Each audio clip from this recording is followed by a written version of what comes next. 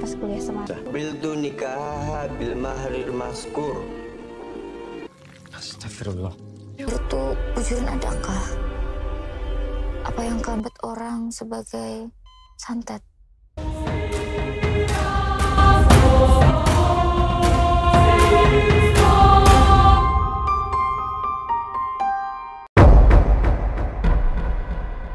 Rasanya kayak berdiri di atas paku panas. Aku membawanya bawa obat. Lihat benda tajam. Ada dorongan kuat melukai awak. Film dibuka berlatar belakang di tahun 2018.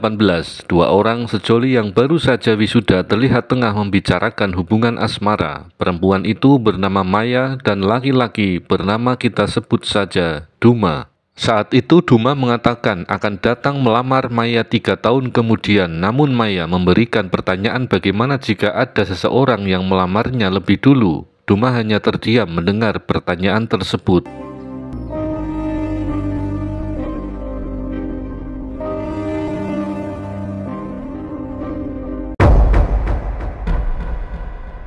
Diketahui Maya setelah lulus kuliah, sekarang dia bekerja di kantor kelurahan.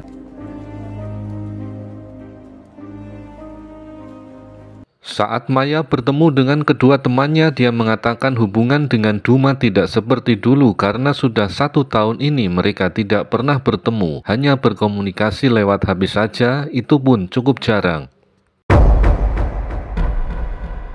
Kapan hari Maya ditanya oleh Abuya kapan dia akan menikah karena sudah banyak yang melamarnya namun dia tidak ada yang cocok. Padahal yang datang adalah para hafid dan anak dari orang sekufu dengan keluarganya. Abuya juga mengatakan pernikahan itu yang terpenting adalah agamanya, akhlaknya, dan keturunannya. Masalah cinta itu dapat sambil berjalan dan yang terpenting adalah lulus dari tes yang akan dilakukan oleh Abuya. Dan sebagai anak yang menurut dengan orang tuanya, Maya berjanji di tahun ini dia akan menikah. Ya, Maya juga mau nikah. Bukakan jalan keluar baginya. Ketika Maya menghadiri pengajian, salah satu sahabatnya mengatakan ada seorang pemuda bernama Andi yang ingin berkenalan dengannya. Tentu saja teman-teman itu sangat mendukung. Pian ada loh di grup majelis Sidilam. Oh, kalau nikah aku kira tadi 2 minggu kemudian, Maya bercerita kepada orang tuanya ada seorang pemuda yang ingin ta'aruf dengannya dan dia akan datang ke Abuya besok malam. Terus kamu jawab malam.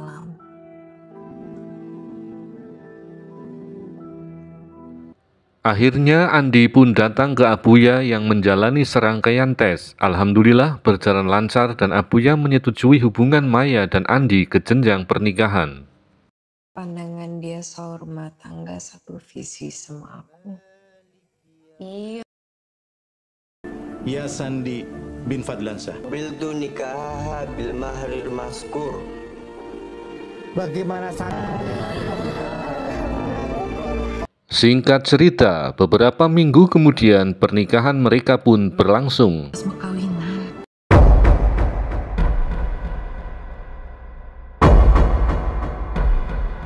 Malam itu, Maya dan Andi menempati rumah mereka yang baru, namun tanpa sengaja Andi menginjak keset yang basah dan lengket. Lo kenapa?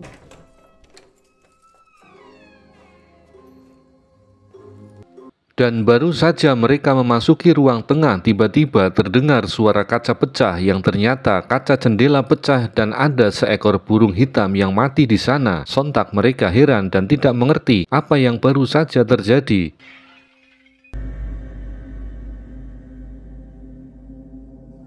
Di tengah malam, tiba-tiba Andi terlihat melakukan hal aneh, bergumam tidak jelas. Maya yang melihatnya kemudian menyadarkan suaminya. Nyawa kada takuti. Abi.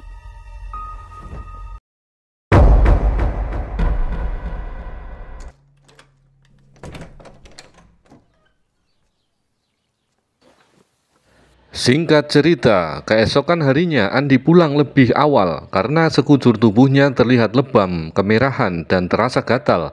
Segera Andi periksa dan menurut dokter itu semacam alergi. Di sana Andi batuk-batuk. Setelah di ronsen ternyata tidak ada masalah dengan medis.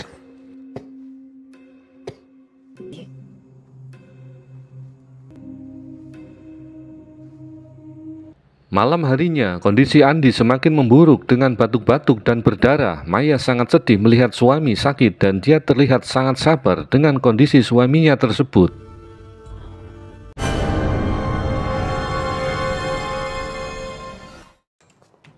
Hari berikutnya saat Maya berada di tempat kerja berniat untuk memeriksakan suaminya kembali karena kondisi Andi semakin memburuk. Sahabatnya yang mengetahui bahwa hasil medis tidak ditemukan penyakit, dia mengatakan hal tersebut tidaklah wajar dan berasumsi ini ada sesuatu hal gaib yang mengancam Andi dan Maya. Semuanya. Waalaikumsalam warahmatullahi wabarakatuh. Hari demi hari kondisi Andi semakin memburuk. Meskipun begitu, Maya terlihat sabar merawat suaminya.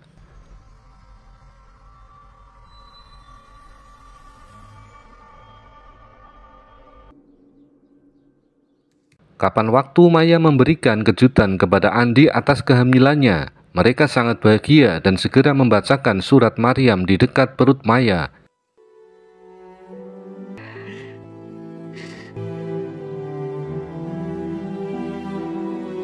Begitu pula Abuya dan Umi yang sangat bahagia mendengarnya. Doain aja ya. Banyak.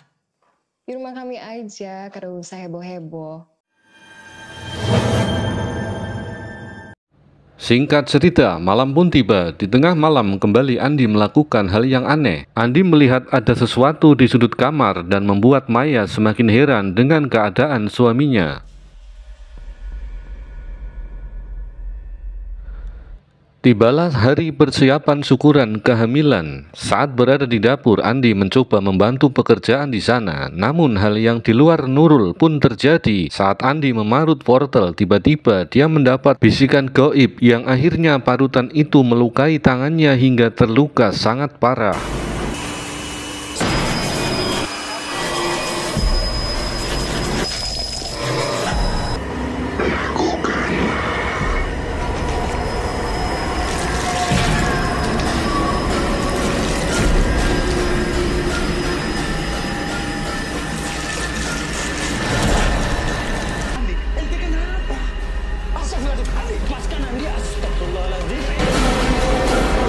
Siang harinya, di acara syukuran, Maya kedatangan tamu bibi dan pamannya. Saat mereka menjenguk Andi di kamar, sang bibi yang indigo mampu melihat gaib yang terjadi dalam diri Andi.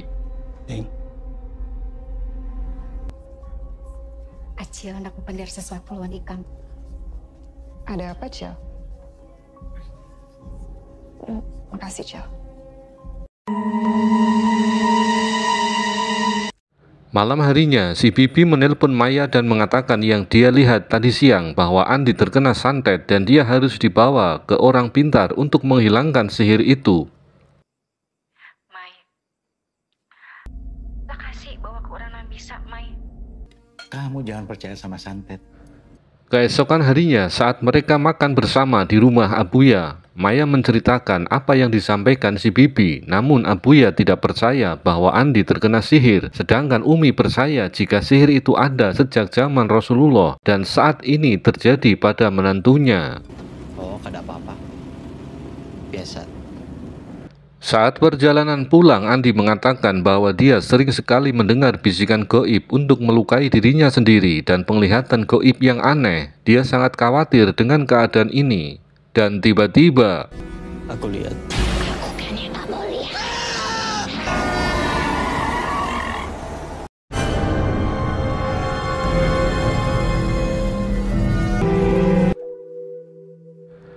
karena sudah sekian lama kondisi Andi tidak kunjung membaik, Maya menuruti apa yang dikatakan bibinya untuk menemui sang ustadz agar ada petunjuk tentang sihir yang dialami oleh suaminya.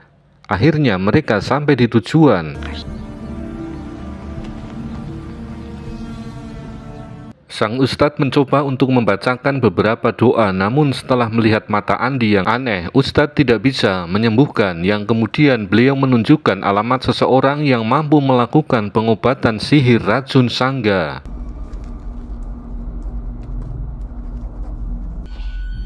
Coba aja Bu Handikam bawa berkewadah lain. Itu alamat guru. Tak perlu waktu lama mereka pun menuju alamat tersebut dan bertemu dengan seorang yang ahli dalam pengusiran santet.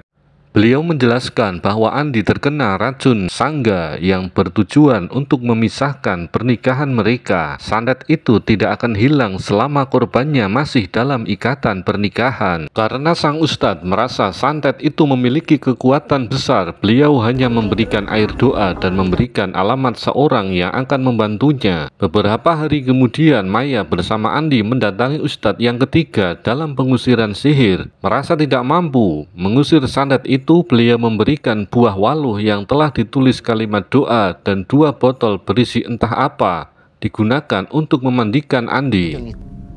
Itu pang nangali menyembuhkan orang terkena racun sangga.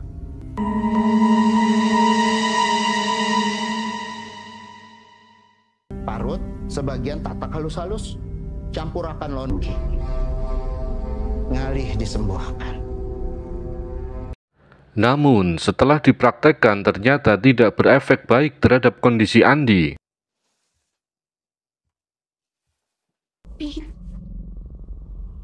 Kamu bangun sendiri.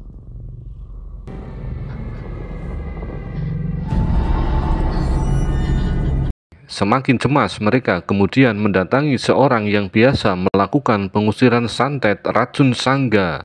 Mereka segera mendatangi seorang nenek yang paham betul dengan upacara pengusiran santet tersebut dengan cara meminum ramuan dari daun sangga atau melakukan upacara ritual khusus. Awalnya anak dari nenek itu menolak membantu karena kondisi nenek yang sedang sakit. Namun karena nenek merasa kasihan dengan Maya dan suaminya, akhirnya mereka siap melakukan upacara tersebut. Gawi, Sidin kada bisa.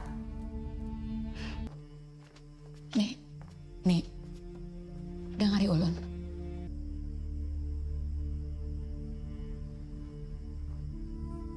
Nenek yang jadi patati.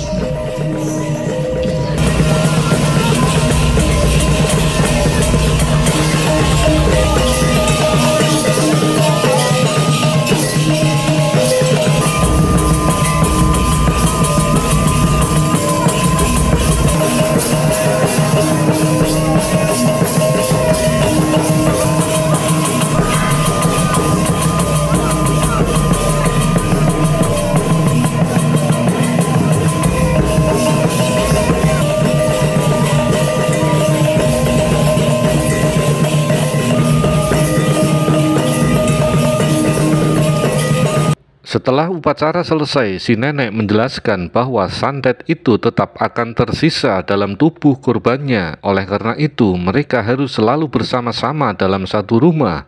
Jangan ada yang menginap semalam pun di luar. Nih, bolehlah ulun tanya, siapa yang beracun? Inya dilindungi oleh dukun hara dari sihir. Iman. Makanya ikatan buaham ikam makin kuat. Kami aman. Justru sebaliknya, buaham ikam tuh malah Ini harus kayak apa?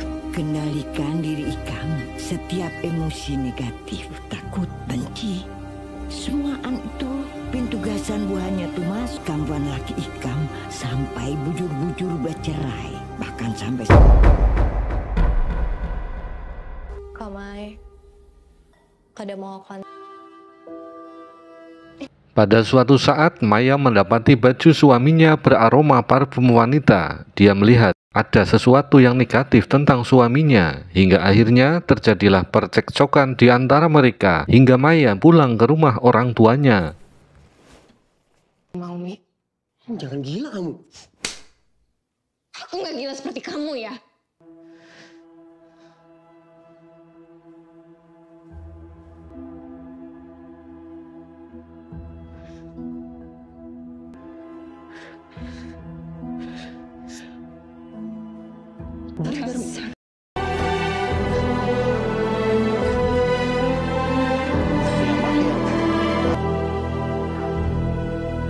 Singkat cerita, pada suatu malam Andi kerasukan dan memuntahkan getih yang sangat banyak. Tanpa berlama dia dibawa kembali ke si nenek yang kemudian dilakukan ritual kedua. Namun karena kondisi Andi yang ternyata semakin buruk, si nenek tidak mampu lagi untuk membantunya karena santet ini sangat ampuh. Hati-hati, matinya.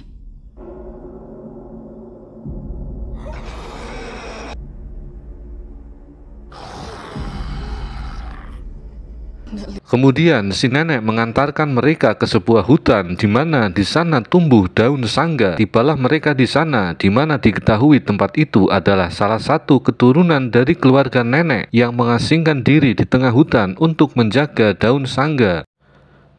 Begitu Andi melihat Pak Ustadz, tiba-tiba dia ingin kabur dan meronta-ronta karena dikuasai oleh iblis, yang akhirnya dia segera dilakukan pengusiran santet oleh sang Ustadz. Akhirnya iblis itu keluar dari tubuh Andi, namun sialnya kali ini Maya yang dirasuki oleh iblis Dasim. Alhamdulillah, wala ilaha Allahu Akbar.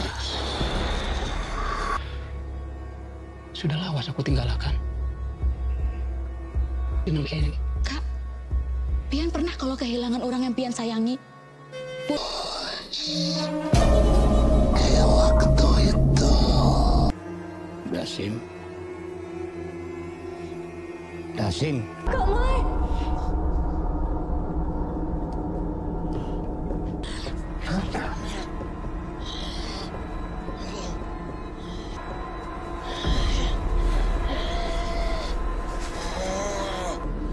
Kemudian sang Ustadz mulai meracik daun sangga yang dicampur dengan air doa, digunakan untuk diusapkan di wajah Maya, hingga pada usapan kedua iblis itu bisa keluar dari tubuh Maya.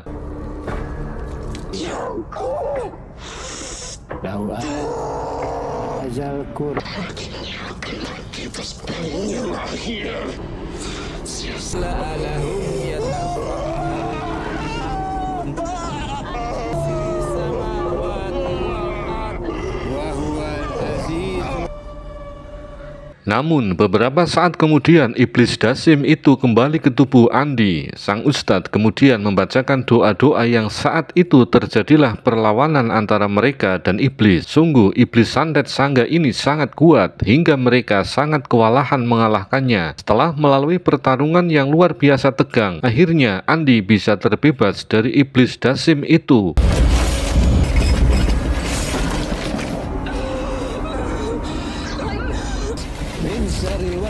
Kami sandang seberacunnya di jantung.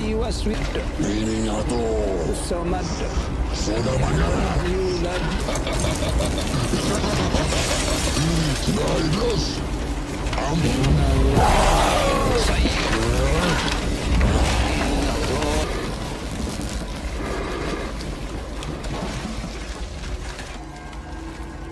Abah, kenapa Nina sorangan?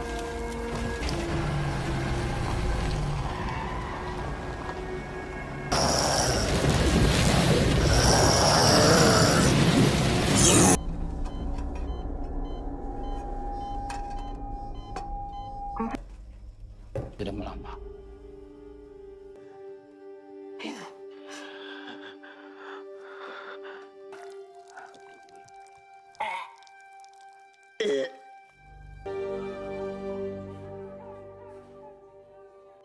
Dan keesokan harinya Maya melahirkan anak perempuan. Hingga beberapa tahun kemudian Andi berniat berkunjung ke rumah Maya untuk menjenguk putrinya. Diketahui saat ini mereka sudah bercerai sejak lahirnya anak mereka. Akhirnya saat ini mereka hidup masing-masing dan sampai sekarang pelaku yang mengirim santet racun sangga tidak diketahui. Dan film pun sudah berakhir.